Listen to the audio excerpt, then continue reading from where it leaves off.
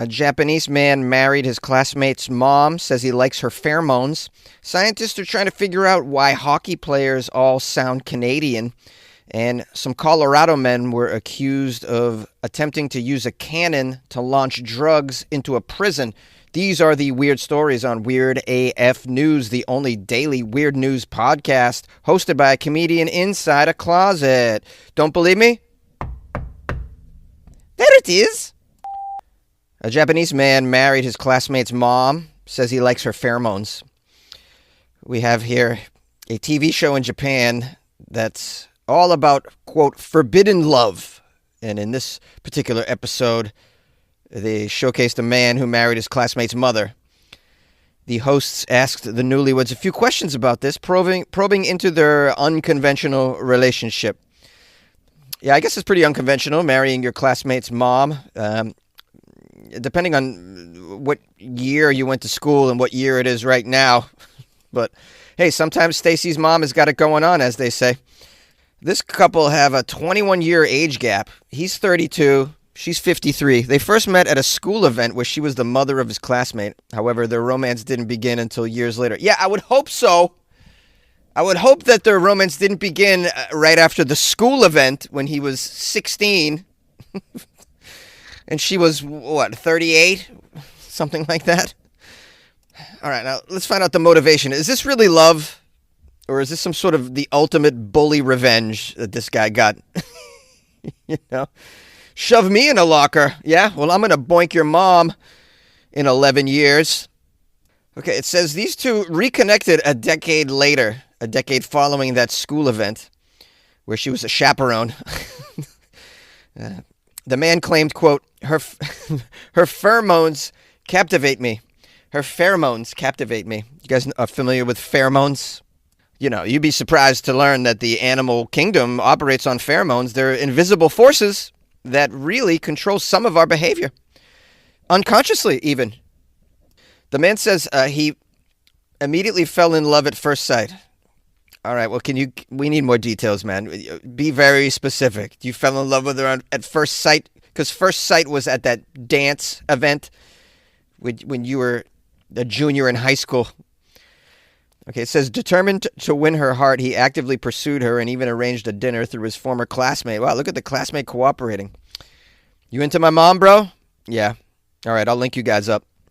However, when she arrived expecting a simple meal, he boldly confessed, please go out with me romantically. Unsurprisingly, the mom rejected him, calling it a ridiculous idea, but as they spent more time together, she gradually warmed up to him. Maybe she liked his pheromones. Can we interview her about his pheromones and how she feels about them? She later admitted that at the time she had just gone through a divorce and was emotionally vulnerable, making his presence a source of comfort and support. Oh, there's a photo of the two of them together, and they look happy. And, I mean, isn't that all that matters in life, guys? Are they happy? As they neared 30 consecutive days of seeing each other. 30 consecutive days seeing each other? Seems a little bit intense.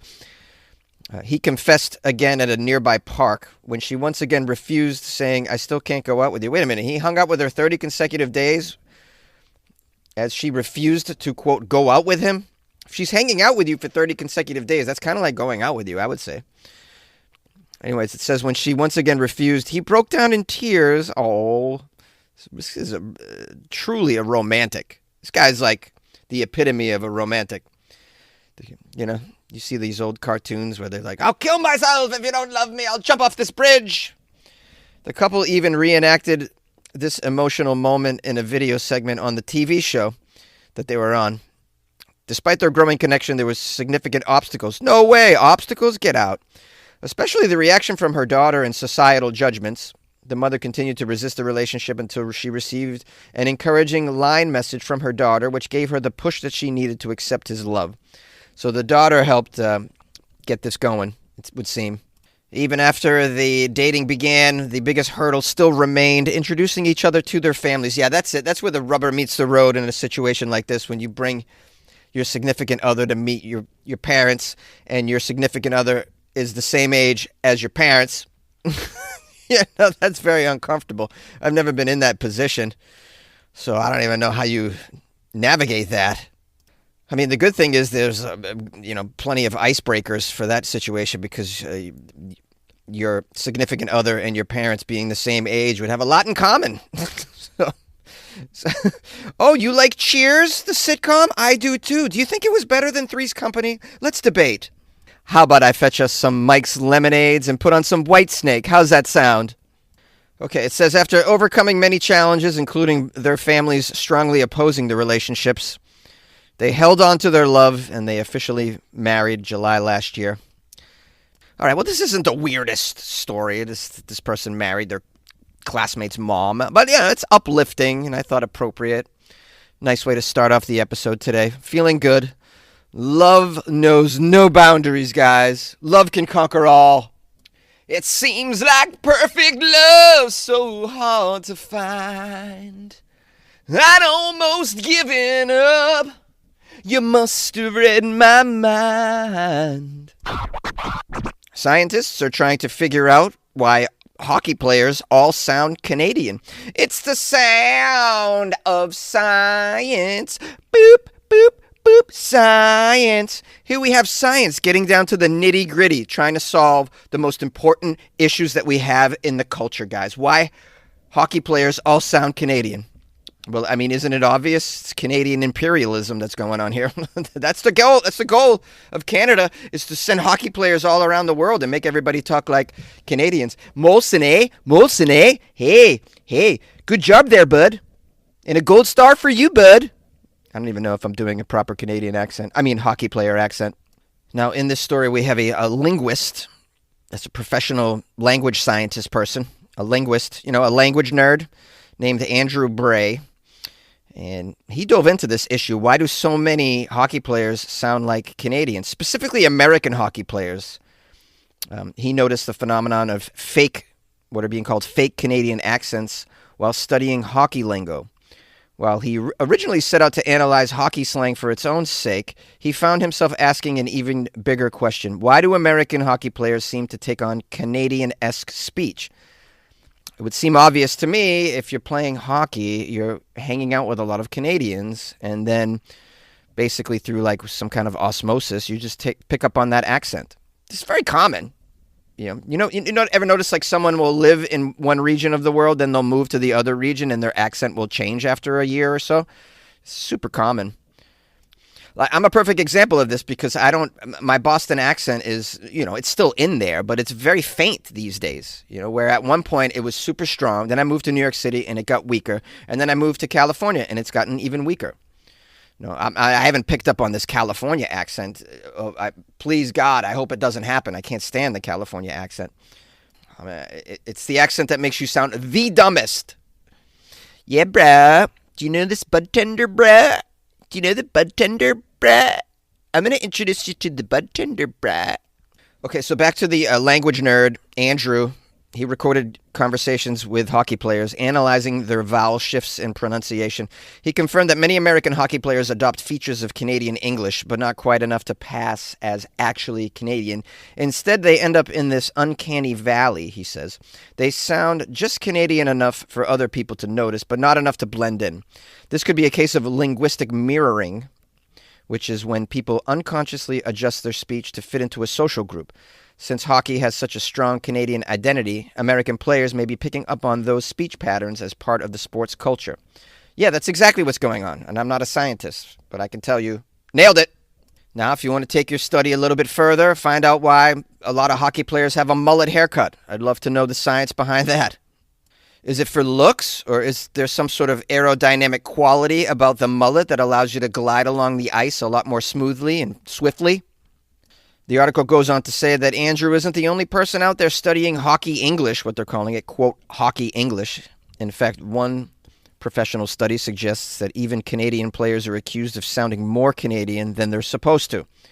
I'm not really sure what that means by sound more Canadian than they're supposed to. Canadian hockey players. Who drinks more, an average Canadian or a Canadian hockey player? I'm curious about that. Should be a lot of drinking studies being done up in Canada. They're professional drinkers up there is why I say so. I have a lot of Canadian listeners. Maybe you guys want to weigh in on what's going on here and what you think about it. You should be proud that your Canadian accent is being spread, even though it's via the world of sports. So what? Because it's a ridiculous accent. And, and it's funny. I've watched Letterkenny. That is hilarious. That accent is very, very funny. I really enjoy it. I want to tell you one thing I like about hockey that you're not going to hear anyone really talk about, and it's that hockey players on their way to and from the stadium wear three-piece suits. I just think that's amazing, with a tie. And even if you go and watch like junior hockey or semi-professional hockey, they're doing it as well. All these kids, they put on a suit like they're going to work. It's so cool. I find it very respectable as well. This episode is brought to you by LifeLock. During tax season, your personal info travels to a lot of places. Between payroll, your tax consultant, and the IRS. If your W-2 gets exposed, that's just the ticket for identity thieves. That's why LifeLock monitors millions of data points every second. If your identity is stolen, they'll fix it guaranteed or your money back. Don't let identity thieves take you for a ride. Save up to 40% your first year. Visit LifeLock.com/podcast. Terms apply. 2 men were arrested for attempting to launch drugs into a prison using a cannon. This story is out of Louisiana. On Friday, the Grant Parish, Louisiana Sheriff's Office says 2 Colorado men were arrested after attempting to use a cannon to launch some drugs and tobacco into a federal prison. Wow, using a cannon. I've never heard of this method of getting drugs into a prison. Back in my day, we used the old buttski like a man. Yeah, you just put it in the prison pocket and rolled the dice. Yeah. The sheriff's office says the investigation led deputies to learn the suspects from Greeley planned to use a cannon propelled by compressed air to launch $112,000 worth of tobacco and $89,500 worth of meth into the prison. That's a lot. 100,000 plus worth of tobacco? How do you even get that into a little cannon? It's not a little cannon, but it's like one of those compressed air cannons that they use to launch T-shirts at sporting events. I don't know how you get this much tobacco in. Maybe they're going to shoot multiple containers of tobacco and meth into the prison. This is a real crazy plan. Bro, why didn't you use a drone? This is what drones can do now. Although, I mean, you just shouldn't even do this anyways. This is a silly idea to shoot things, launch things over the prison fence. I mean, you got guards everywhere. They have a lookout tower, I assume. So how do you expect to get away with this in the first damn place? No, everybody knows when you want to sneak drugs into a prison, you have to dress up like a drag queen and shove them in your bra and then bring them into your friends. The article says, thanks to a very observant deputy, they were able to stop this before getting the drugs actually launched into the prison. The observant deputy that was in the watchtower? Like, what? Hey, what are those guys doing over there with the cannon? Huh, that's a little bit suspicious. A little close to the fence. Now, these suspects, ages 18 and 19, very young. We have Jose Francisco Herrera Munoz and Angel Gonzalez Gutierrez. Their plan involved launching contraband over the prison security fence with the cannon capable of propelling items over 350 feet. Here's a quote from an investigator. This was not something that was homemade, I'll tell you. It was bought, it was purchased, it was professionally manufactured, and it's very powerful. I should have read that as Samuel L. Jackson, because it begs for it. When the prison pocket fails, and you absolutely must have those drugs into the prison, go with the drug launcher 5000, accept no substitutes. That was the worst Samuel L. Jackson impression ever. Now, these 2 teenage boys have been arrested and face charges of attempting to introduce contraband into a penal institution. That's funny. Introduce contraband? We find you guilty of introducing contraband. We have the video. All right, everyone, I'd love to introduce you to some contraband. Okay, here we have a bundle of crack cocaine. Yes, and introducing methamphetamines. Introducing contraband. Like they're about to win an award. So what are you doing this weekend? Well, I'm hoping to be introduced to some ecstasy. Do you know anybody who can make that introduction for me? All right, this article ends with a quote from the prison leader. What do you call a prison leader? The warden. He says, quote, "That much methamphetamines would have been devastating in our population." Yeah, you think? Well, I guess we'll see where these teenagers end up. It would be very ironic if they were put into the same prison that they just attempted to launch drugs into. But it would make them very popular with the inmates, I'd imagine. All right, those are my thoughts. That's the end of this segment. Remember, guys, say no to drugs. Specifically, say no to launched drugs. 24 hours to go. I want to launch tobacco. Just take me to the prison. I will bring my cannon. Hi, everybody. How are you? I hope the episode was to your weird standards today. If not, just try again tomorrow. All right. I want to thank everybody who's reached out to me, emails with stories. Very, very helpful. You're contributing to the only daily weird news podcast recorded by a person in a closet. So doesn't that feel good to know you're contributing? You're doing good deeds in life, guys. Getting into heaven, that's called? I believe it's called Getting into Heaven. Anyways, nothing to really update. Thanks and praise.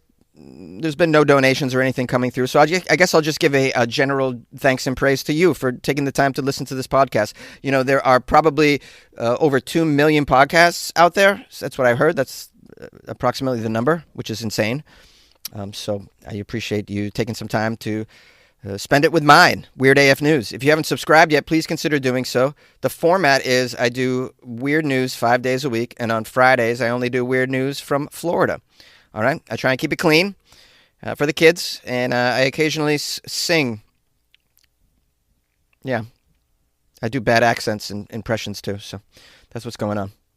Anyways, it's available on all podcast players. If you want to make a donation of any sort or support me, my website, weirdafnews.com, is where you can go. You can join the Patreon or buy me a coffee. If you join the Patreon, you get access to such things as bonus episodes. Isn't that fun? Wouldn't you like a bonus episode? Yes, you would. I know you would. Anyways, you can always email me, funnyjones@gmail.com. Follow me on the gram, @funnyjones. And the number here is 646-450-2012. All right. Be good and high five a stranger.